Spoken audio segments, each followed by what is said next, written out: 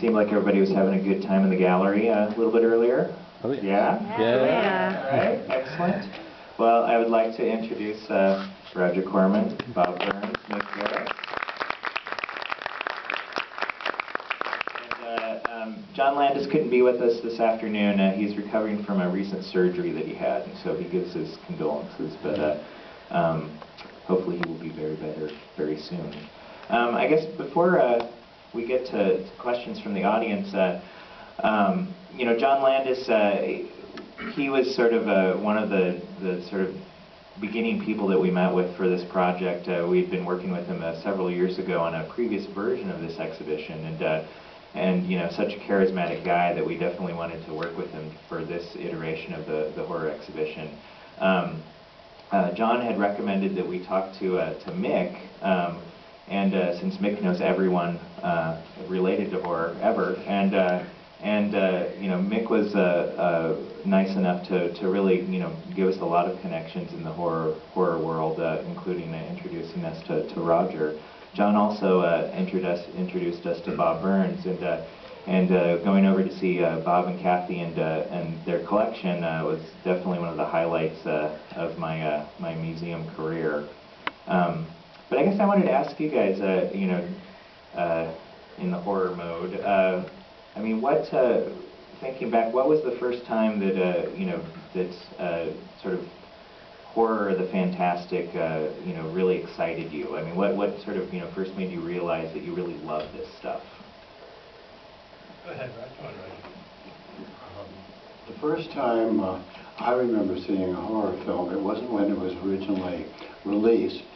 It was a re-release, but still a long time ago when I was a young kid, and that was Frankenstein with Boris Karloff. And what impressed me, even as a little kid, was the fact that it was a horror film, but there was a great deal of humanity to it. At one point you would see Frankenstein's monster. People keep thinking that the monster is Frankenstein. It's not, as you know. Dr. Frankenstein created the monster.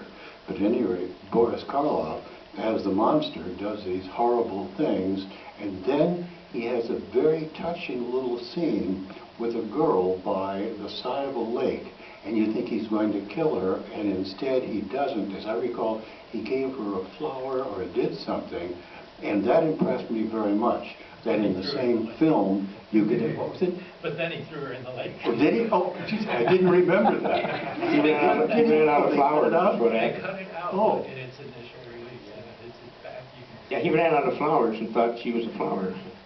Well, had I known that, I would have told you a whole different story. At any rate, I should have kept my mouth shut. Anyway, that was what impressed me about it, that you had the horror and then you had the humanity at the same time. I think mine was the first horror film I saw. I can remember. It was a re-release also. This one, not that old. Right. Okay, anyway, so it was Frankenstein's Wolfman. My folks, I finally talked them into taking me to it. I didn't really know what it was going to be, but I thought, I saw the ads, they looked cool. Of course, I looked at the movie sort of like this, half the way through it and all that stuff, but I was so impressed with Lon Chaney, for one thing, Jr., as the Wolfman, because here again, he was kind of a pathetic guy. He was not a real mean guy. He was a good human guy during the day, the full moon, well, there you go, you know. And so I came home, I was so impressed, and I came home and said, I was like, I don't know, 7 years old. I was 7 years old, I think. I came home and I said, I've got to make myself look like that. And so my mom, they were gone somewhere, I don't know. Anyway, I took my mom, she had like a wiglet thing. I think they called them buns in those days, I think, or something. And I completely destroyed it, cut it apart. And I wanted to glue it on my face. I didn't know what to do, so I used white glue, which is not the best thing to put on your face. It really isn't. And I did all that, got it all, I thought it looked pretty cool, and I thought, well, wait a minute, I got to get my face brown and the nose and all that. So I took my dad's shoe polish, and I painted the brown and the black on the nose, and I wore that for about 3 or 4 days, I guess, before it all came off. Now, I thought it was great. I looked in the mirror, and so I waited until my mom came home, and I went out and went, rah! And she goes, where'd you get that hair? Yeah. And I just found it in your room, you know. Well, it turned out she was not real happy I did that. But that was, from there on, I think I was hooked. I was just really hooked. I loved, and I loved the techniques, too. I didn't know what they were, had no idea what makeup even was in those days, you know. But it seeded something in me that I thought, wow, these monster guys, they're okay. They're not bad. Even the Frankenstein monster was okay. I mean, you know, they invaded him and all that kind of stuff. You know, they tried to burn him and things, you know. But so I had the same feeling sort of like that about monsters, that these are misunderstood people, is what they are.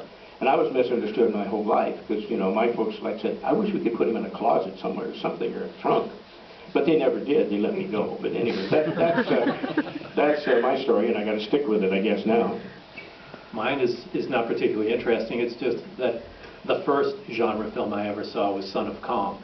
So I'm glad it wasn't a shitty movie that was first. But, you know, it wasn't so much that it was scary, because I wasn't frightened by it. My mother had memories of going to see King Kong in the theater when it came out. And it scared her to death so much that she crapped in her father's shoe. But, so she wanted to make it a very kind of warm and family educational experience, and we're all together watching it on television.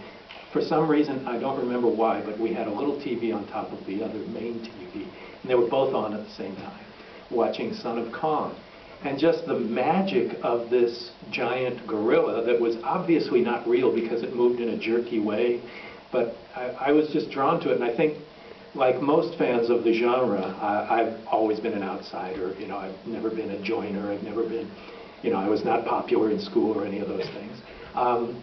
And the tales of the outsider are most vividly constructed, I think, within the genre, because almost all dark fiction is about being apart from the society. And I didn't realize it at 5 years old or whatever it was at the time, but it just seems to keep reasserting itself time and time again, that it's a genre that you embrace because you do feel different, that your body changes, like you know, you're transforming when you're 12 and 13 years old, just like you know, Ray Harryhausen would make his creatures, or Jack Pierce, or whatever.